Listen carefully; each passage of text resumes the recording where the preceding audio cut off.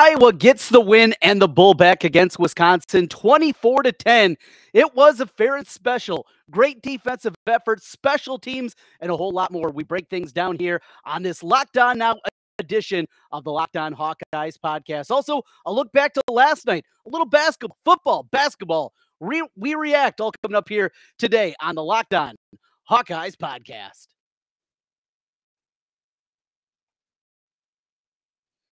Are Locked On Hawkeyes, your daily podcast on the Iowa Hawkeyes. Part of the Locked On Podcast Network, your team every day.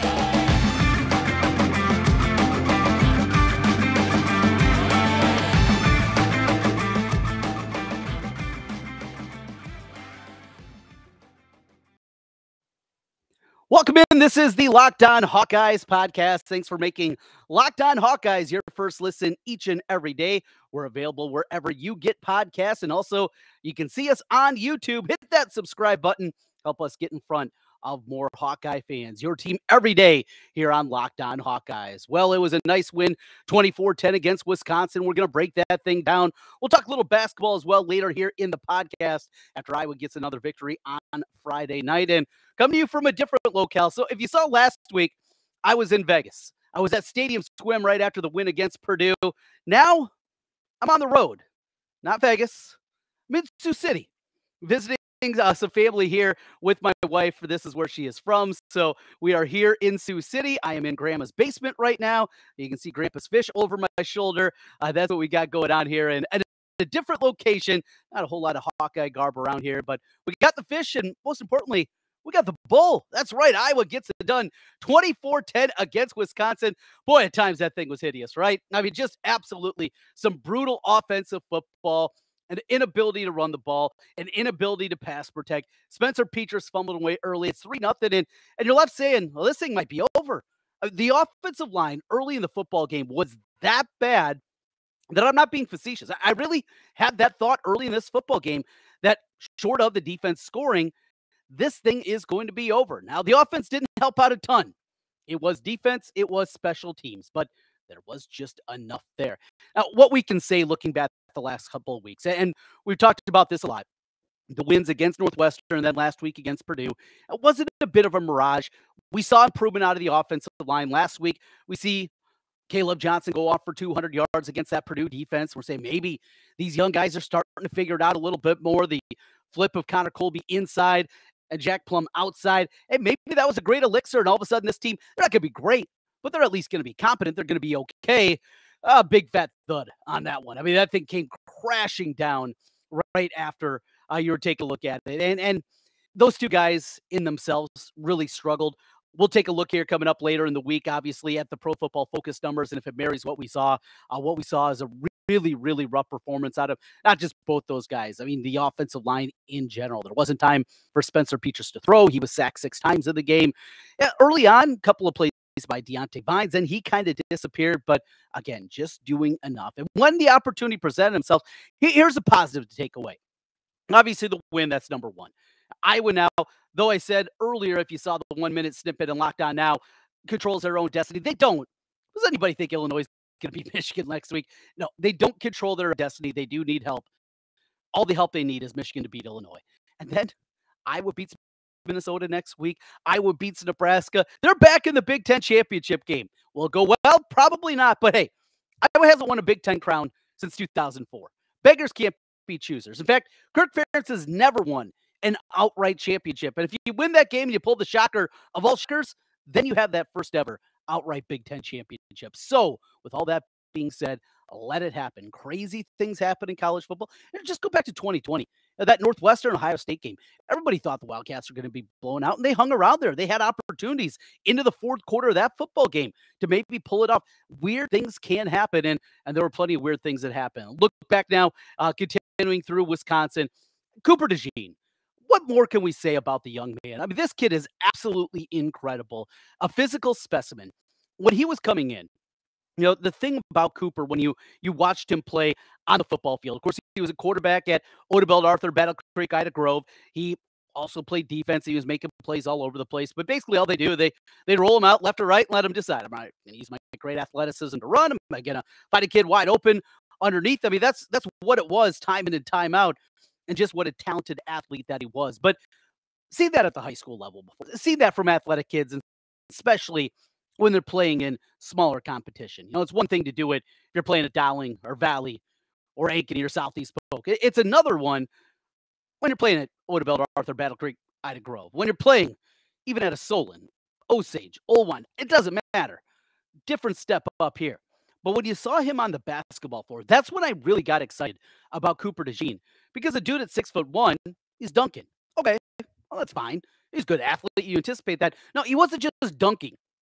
He was getting the ball in the lane, drop step dunking. I mean, that's a one step going up and flushing it at 6'1". That's when you knew that the athleticism was special. It wasn't a guy just beating up on competition. It wasn't a guy that was beating up on a bunch of farm kids out there in Western Iowa. That's not what this was. This was a kid that had elite level athleticism. It doesn't matter what level you're playing at. You're able to do that at 6'1". You're on the plus side of that model. And it showed up again, from the pick six that completely changed the complexion of that football game to what he did with the punt return. Another big play, 41-yard punt return, flipping field position, the hidden yardage inside the game. You're going to hear the narrative again, and it's been going on here all throughout the evening, going back to the game even. You're going to hear that people are going to point to the final numbers for Iowa. How do you win a football game like this, right? How do you win a football game doing what they did offensively? Well, you do it because of the hidden yardage, because people aren't going to talk about that. They are not. They're going to be talking about instead what you see when you just look at the box score. 146 yards of total offense. Ha, ha, ha, ha, ha. Well, you don't mention the 88 yards in return yardage, over 100 yards total in the game from Cooper DeJean. That will not be mentioned at all. Those are the things that separate Iowa. And when I was at their best, those are the little things that they continue to do. Is it a work of beauty? No. And I understand still some of the frustration. And I think I'm with a lot of you there, because it's great. You're feeling good. I have family in Madison, love to beat Wisconsin. This has been a thorn in Iowa's side. As good as really the last 10 years have been of Iowa football, that has been the one that has been a disappointment. Look, they beat them in 2020. We know how weird that year was. I mean, for God's sakes, Iowa State went to the Fiesta Bowl and won the Fiesta Bowl. I mean, it was a weird, weird season. And yeah, you beat Wisconsin, but nobody was in the building. It didn't have the same feeling. Heck, in that game, Amir Smith-Marset scores a touchdown, springs his ankle doing a flip. I mean, that's the goofiness of 2020. The other win, we talked about it earlier in the week with LaShawn, came in the 12-0 season of 2015. You needed to have a play be made, right? And Faith McCackety, he was the one that shoved the center back into the quarterback. Quarterback gets his foot stepped down. He fumbles the ball. Iowa holds on 10-6. They haven't been aesthetically pleasing. And this one wasn't either. But to win and really win this game comfortably, to be in cruise control in the fourth quarter and know that Graham Mertz and Braylon Allen and the rest of that Wisconsin offense, they didn't have a chance. That's what made it fun. Now, the frustration that I mentioned comes of what could have been. If this could have been a competent offense all throughout the season, you beat Illinois. Certainly after they lost Tommy DeVito. I mean, if that plays out in the same fashion and you have an offense that is just a tick better, you win that football game. You certainly beat Iowa State. And we're talking about a completely different conversation going into with a Big Ten West basically wrapped up the final 2 weeks of the season, and we're dreaming bigger, right? We're talking about the same thing that LSU fans are talking about right now. A 2-loss team. If they can go on, beat Georgia in the championship game, maybe they get a puppet. We could be talking about the same thing, but it didn't happen. And that's also crazy talk, right? I mean, we're getting way ahead of our tips of our skis or behind it, depending on the way we're looking back at this. What we do know, this is what Iowa is. Does this lead to something different in the future? Does it lead to an evolution of the offense? That's what I'm still hopeful for. But for the here and now, let's enjoy it. Let's have fun. Take that, you stinking Badgers. We beat you 24-10. We got the win. No more for another year. We got the bull, and it's all good, and everything is right in the world of the Hawkeyes. Now, how does Iowa get to Indianapolis? The path? Well, it's overall pretty simple. We'll break that down. Also talk some basketball here as we continue on Locked On Hawkeyes.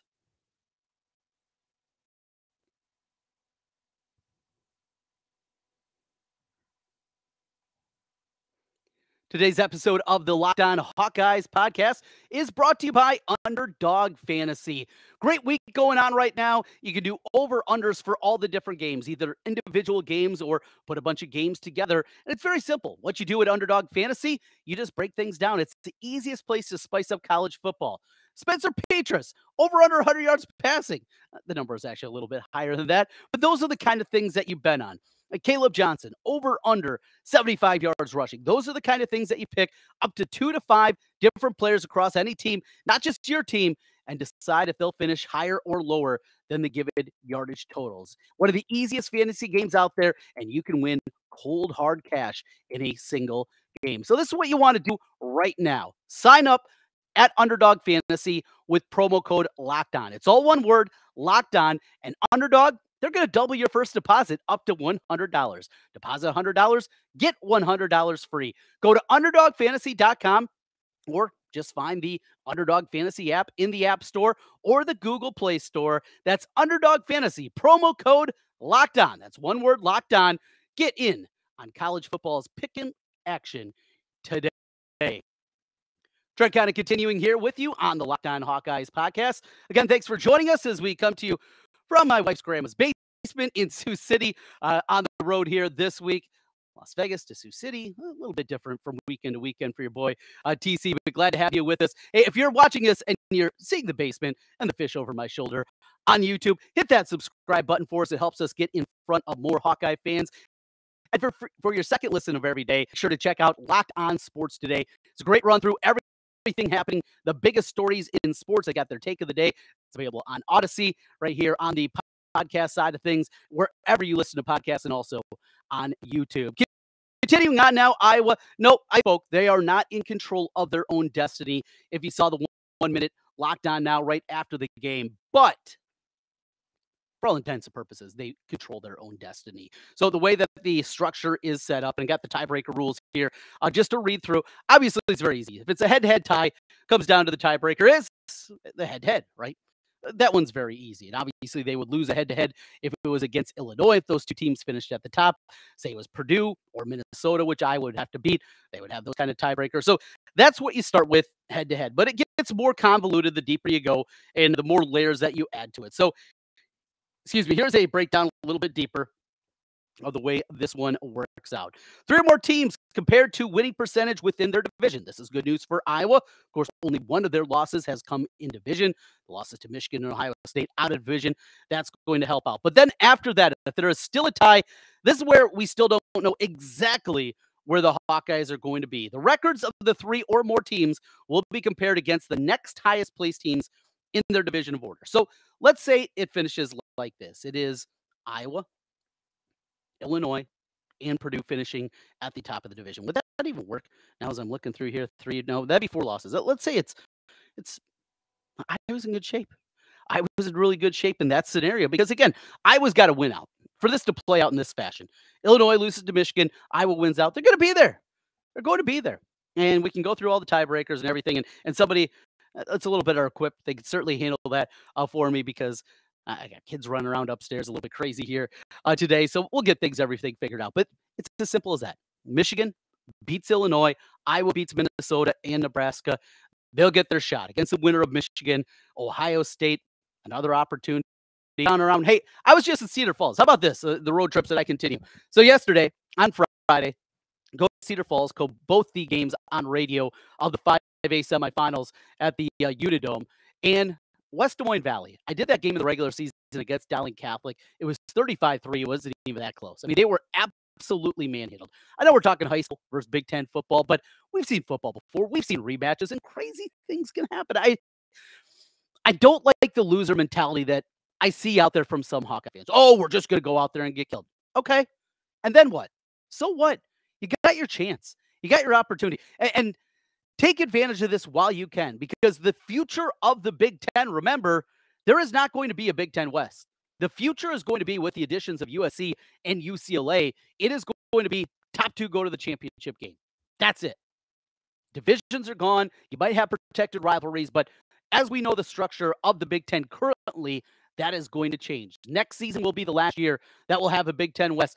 Let's enjoy it. Let's take advantage of it. Hell, let's go out and win the last 3 of these things and go out there and maybe, just maybe, we can be the team that finally, from the Big Ten West, pulls an upset and for an hour, probably not even a day, shuts up the people on the east side of the Big Ten. It's not going to happen overall, but we can at least hope and imagine, and crazier things again have happened. That's what I want to see certainly happen here. I want to see this team continue to win. It's not pretty. It's ugly. The defense, outstanding. Special teams, again. LeVar Woods. I mean, what an absolute wizard this guy is. From what we see going out, getting a guy like Torrey Taylor. Going, looking at this guy's film. Yeah, that's the one we want. Do it from Australia. Now, I know the Australian kicking camp and get recommendations and all those things different happen, but still, ultimately, it was his call. And it was the call that worked out incredibly well. How about that kick down to the 1-yard line? The great coverage that went along with it. I mean, week after week after week, the coverage of the kickoff unit, just how strong that is. Drew Stevens, finding that guy out in the Carolinas again, a kid not only that has the accolades, we've had plenty of those, but also the strength of the leg this early in his career. Really excited about his future. The return game with Cooper DeJean. You know, you lose Arlen Bruce. He's not able to go today. You put DeJean back there, and what does he do? Comes up with one of the biggest plays of the day. Of course, had the interception, but of course, the punt return also a big part of it. So you got all these things working together, and it shows you just LeVar Woods, and yet we're still waiting for that trick play, waiting for something special teams-wise that we haven't seen. Remember Polecat against Ohio State. Remember the play that they ran against Minnesota, a year later, I think it was, up in TCF Bank Stadium. They have a lot of those things in the back pocket, and maybe that's something that you pull out. Say next week turns into a shootout against Minnesota, or it's a grinded out kind of game and you just need another score. You need to steal one. You don't need 3. You need to find a way to get 7. Very well could be the week that they pull that one out in Nebraska at the end of the season, and we'll see. I'm excited. I really am. And anybody that's been listening to us now since the beginning of the football season, I think you know how down I got about the offense and how bad it is, and it's still bad. It is. It's a bad offense, and it's an offense that is in need of not just a retooling. I mean, it's a complete breakdown. Now, this is going into the shop every couple weeks and having something else crop up here, and we see it again here. This wasn't an offensive win. Yeah, you called it a team win. This was special teams and defense win, and we've had a lot of those. We've had a lot of those, not just this year. We've had a lot of them over the last 5 years. Since Brian Ferentz has taken over as a coordinator, there just isn't any rhyme or reason. The play calling, you look at that. All right, they run it. They miss a play on first down. You know they're going to run it on 2nd and 10. You take a shot on first down, incomplete. They're coming right back with a run every single time. You go under center on first down. You miss. You get hit for a loss at 2nd and 12. You're going shotgun the next 2. I mean, that happens seemingly every single time. The play calling, there is not a schematic advantage that's going to be taken out there with Brian Ferentz. He's not good at this. Might be a good offensive line coach. He was a good tight end coach in the NFL. I'd argue if I had Rob Gronkowski, I could probably look like a pretty good tight end coach myself. And Aaron Hernandez. That aside, we know he's not a good coordinator. It's just not one of his strengths. And that's okay. Like, that's not an indictment. Think of some of the great coaches and guys that are considered offensive coaches. In fact, take a look at Kirk Ferentz. Would you want Kirk Ferentz calling plays? As much as I love Kirk and respect what he has done, I don't think I want Kirk calling plays for me at any point in his career at Iowa, going back to when he was a line coach in the NFL. If there was a firing and he got called up, I don't know how that exactly would play out. Some guys got it, others don't. I think now we have 5 years of data. That should be enough, and almost 6 now, of data to say this is not one of the strengths of Brian Ferentz. Enjoy it. We're going to enjoy it. We're going to enjoy it and take a quick time out. When we continue here on Locked On Hawkeyes, yesterday we had a little basketball. Quick hit on that. Next week, a monster matchup. They'll get their first team that has a little bit of a pulse as they'll take on Seton Hall and do it on the road next week, next Wednesday, as we continue. A little basketball talk to wrap things up. Plus, we got plenty of football. I was bowl eligible. Oh, how great does that sound? That's as we continue on Locked On Hawkeyes.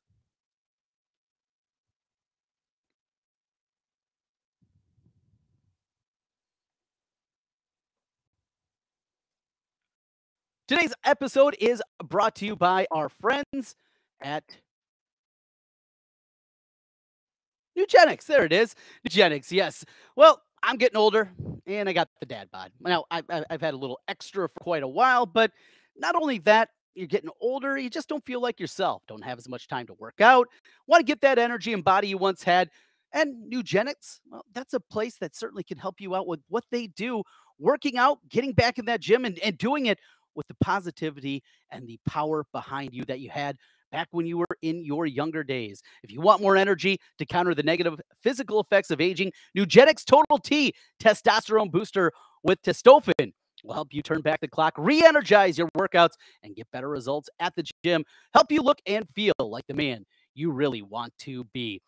Nugenics Total T contains man-boosting key ingredients like testofen. It has been validated in 5 clinical studies shown to be boost free testosterone levels in men. Nugenics Total T is the #1 selling testosterone booster at GNC. Now get a complimentary bottle of Nugenics Total T when you text college to 231-231. Text now and get a bottle of Nugenics Thermo, their most powerful fat incinerator ever, with key ingredients to help you get back into shape fast. Absolutely free.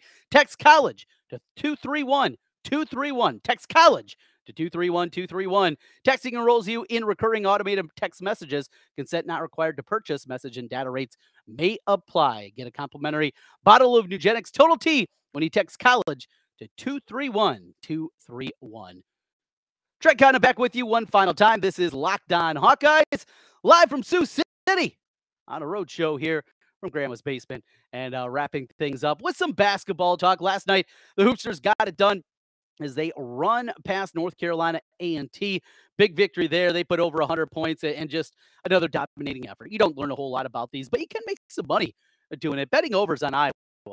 Bethune-Cookman, I know they didn't help out on the game earlier in the week last Monday, but these are ones. You look at that total, finish the game with 183 total points. The over-under going into it was 155.5. I got a 153.5, which I was shocked when that thing opened up on like Thursday night, early Friday morning, whatever it was. But regardless of that, just something to keep an eye on. Track that a little bit. When they're taking on these bad teams, they're going to have stretches where they scoop some points out there. The defense, though, continues to play better. We'll see if that translates against a good team, a team with a pulse against Seton Hall on Wednesday. But I'm encouraged that this team maybe is going to get a few more stops in them this year. And Tony Perkins, he's the only starter that doesn't go for double digits. What does he do? He just has 6 assists as he's continued to man the point guard position. We got to see a lot of DeSante Bowen. We got to see plenty of Aaron Eulis now back off that suspension that he had in the exhibition game. This team can beat you defensively a couple of times. Not going to be their strength, not going to be the calling card. That's not their backbone. But offensively, this team is still elite. Great to see Chris Murray after a slow start. He was excellent in the game. Peyton Sanford, he's out there hitting shots. Rabracha, not the same game we saw in the first one. And Patrick McCaffrey, he's Patrick. He's going to go out there and score and have some unorthodox shots that seemingly fall through. The concern remains with this Iowa basketball team about that second unit, where the scoring is going to come from. Connor hits another three-pointer. If he continues to shoot it at a high level, that's going to help out. But this is going to be something where Fran, he's so used to having such deep teams where he's really confident playing 10, 11, sometimes 12 guys. Not the case this year, I don't think. Josh Dix still working his way back. Obviously, after that injury, you don't have the depth there.